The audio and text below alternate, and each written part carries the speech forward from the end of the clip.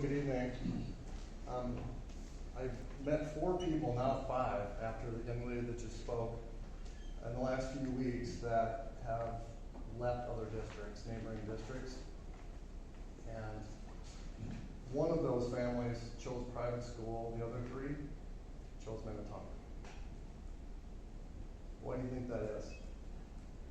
2 things I was told. One, these other districts are making dangerous policy changes, but most importantly, excellence in education that they saw here and they heard about from their friends, some of our teachers who deliver that every day. So I just want to congratulate the board and the district for staying focused. You're going to get a lot of pressure to make policy changes that can have negative consequences. Stay the course. People are coming here for a reason. We have 4 kids who live in Deep Haven. We came here for the same reason. I'm a huge sports fan. I love Minnetonka varsity hockey. Not everybody can play Minnetonka varsity hockey, but I still love it. I'm glad we have it.